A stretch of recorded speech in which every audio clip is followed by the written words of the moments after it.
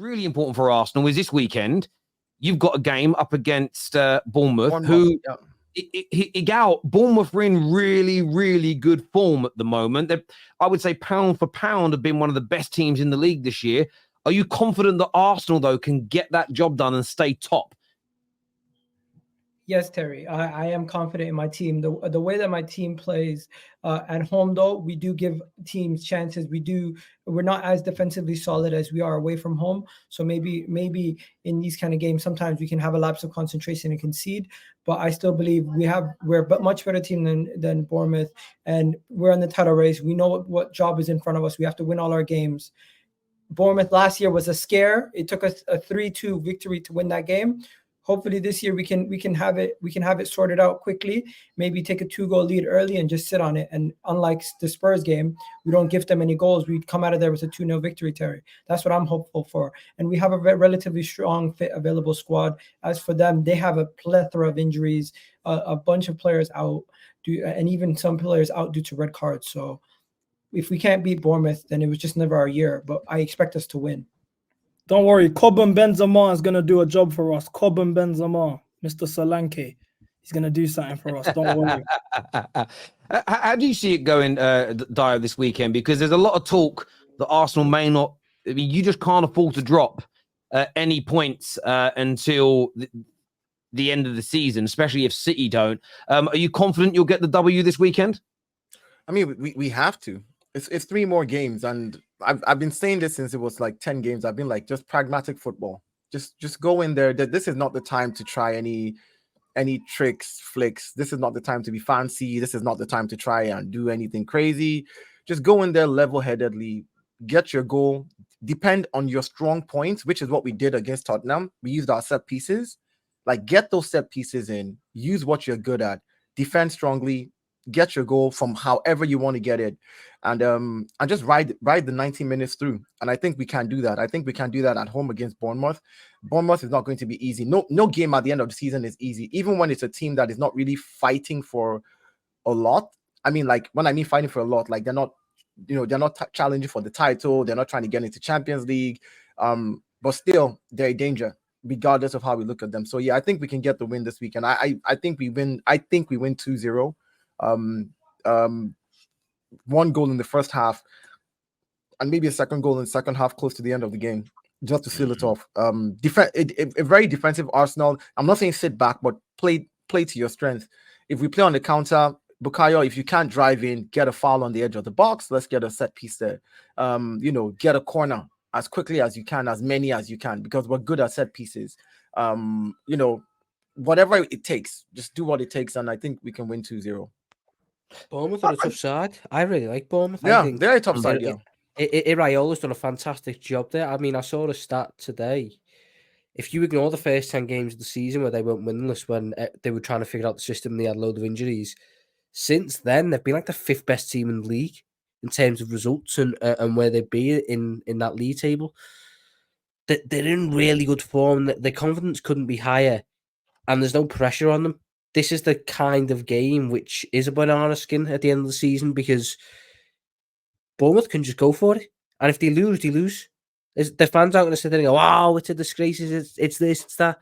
This is the type of game for a lot of their fringe players and their squad players to just have a go and have a good time with it. Arsenal at the end of the season, there's a scalp to take there, and in title races, these low-end teams want to take that scalp. They want to be the team that cost them the title.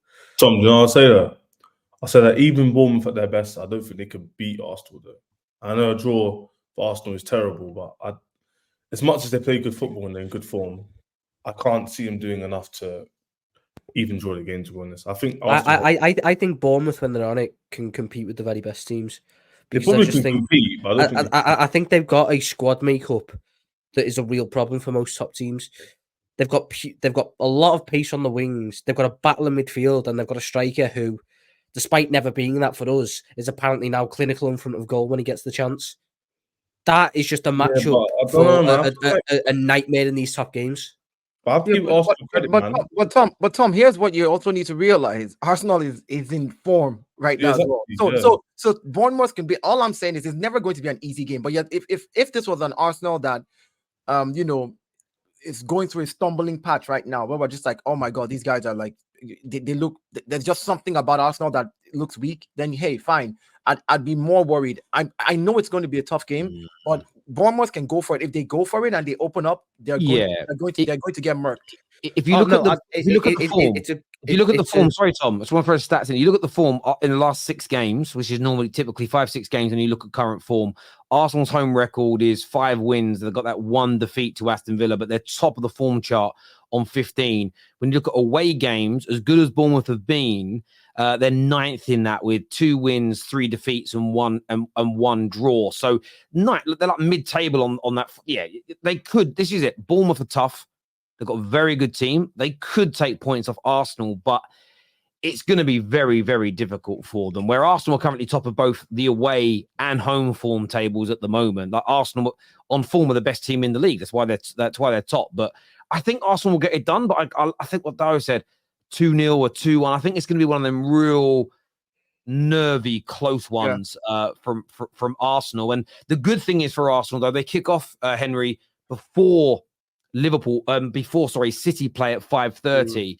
So they can just add that extra bit of pressure again to Manchester City before their game with Wolves. Can you see any slip-ups at all from City this weekend coming? No, I think Arsenal and City will both win. I think Arsenal, it's going to be tight, but I'd expect Arsenal to get just 2 or 3 goals past his Bournemouth side. I know they're on very, very good form and they've got a great setup, but I think they'll win. And I think Man City will dispatch Wolves. I think Man City are due a battery in terms of to score. I know they scored I think it was 5 against Luton, but I think they're due another one, and it could quite easily be this Wolves team. You know, I know Wolves are very unpredictable and they turn up against the big teams, but I've just got a feeling Man City will score 4 against Wolves, and the title race goes on another weekend. It just comes down to that game in hand against us. I think Arsenal win their remaining games this season, but I also think City do. But then the other side of my head, I'm like, well, hang on. City have never won at our ground. They've never scored a goal in the league at our ground, other than the FA Cup win. So I don't know. My left side of my brain saying City win the league. My right side of my brain say Arsenal win the league. But yeah, I think in terms of the Wolves game, I think City quite easy put 4 goals past Wolves. Yeah, it's a revenge game for City. They lost the game at Molineux early this season, and they felt outdone by there. There was a potential red card that wasn't given and stuff. City are just now in that mode, which they always enter, of win. That no matter how well they play, no matter who's on that pitch, they win. They can play brilliantly, they can play terribly, as you saw against Forest. They should have lost against Forest, but for whatever reason, there's a super force around them, which makes opposition strikers turn into dog water in front of goal against them, and then they just get whatever bounce they need. This is what happens with City. This is why they've won so many of the last titles, and going out of the Champions League the way they did, and with I think Foden being back for the Wolves game, I just see this being a game where Pep gives them a kick up the arse and they go and show why the City could end 5-6, something like that. Not only that, Haaland's goal as well. It was good for Haaland, like the way he took these goal against Forest. I think Haaland could quite easily get a couple against Wolves as well. Like, he took that goal really well. There's been a lot of criticism around in the last 10 games. You know, is he going to win the Golden Boot or whatever? You know, his all-round game. He took that goal really well, and I think that would give him confidence. And I think he could. I'm going to probably back him to get a hat trick against Wolves. I think they're going to destroy them. Pause. But yeah. It's certainly an interesting one. It really is. City fans saying they're a little bit worried. CB, I've got a question for you when it comes to Arsenal. A lot of people said they capitulated when they lost to Villa. They bounced back with 3 back-to-back wins against Wolves, against Chelsea, against Tottenham. If they stay the course now and even say win their last 3 games but don't win the league, would you still think it would be fair to label Arsenal kind of bottle jobs or pretenders, or not? I know they're not good enough to win it because they've come second, but do you think if they end the season well, it kind of absorbs them from any major criticism?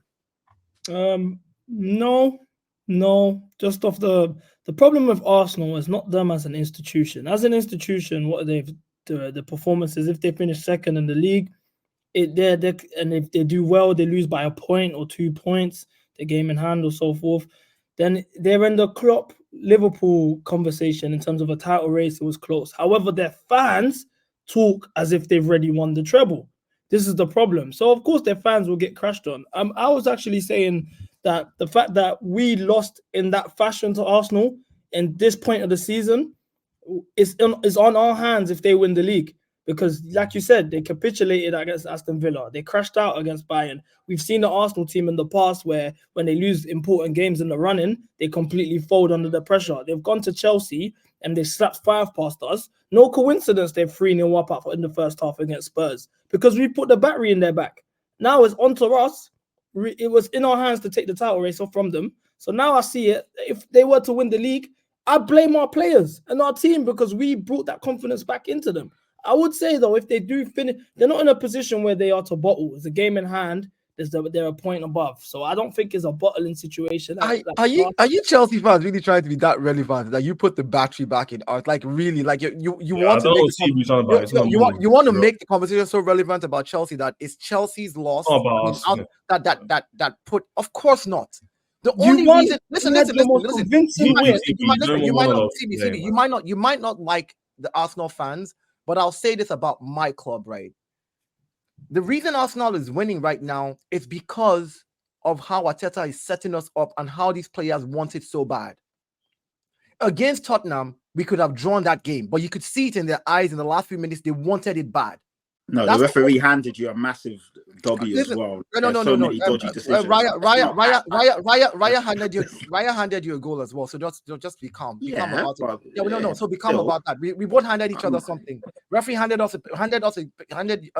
did not hand you a penalty that you should have got. I agree with that. But Raya also handed you a goal. I agree with, and you have to agree with that. So that's it. Let's not potato. All I'm saying is, in the last few minutes, Tottenham was crashing on Arsenal. And they could have tied that game. But you could see it in the eyes of the Arsenal players. They wanted it bad. They wanted it so bad, and they steered the course and made sure that they did not concede a third goal. That's the reason Arsenal is doing good. It's not because Chelsea gave us confidence. We beat you because your team is not good enough. Just accept the fact that your team is not good enough. Your coach did not set you up right. So we beat you guys. Tottenham. The only reason Tottenham lost, and I'll say this again, Tottenham did not play for 15 days. That is one of the biggest things that I think was their problem. If Tottenham had been playing a few games and they were in their pump, that game would have ended as a tie. I guarantee, because it's a derby. And usually this derbies between Arsenal and Tottenham is always tricky. It's not about form. It's not about how good you are. It's just always a weird one. But the fact that they were just woken up from sleep after 15 days, here you go play a team that has played every 3 days, who are in their stride and are running. It's like trying to catch up to somebody who's been doing the marathon for 30 minutes before you, and you just go start at the beginning. You're not going to catch up. That's what I feel. So yeah.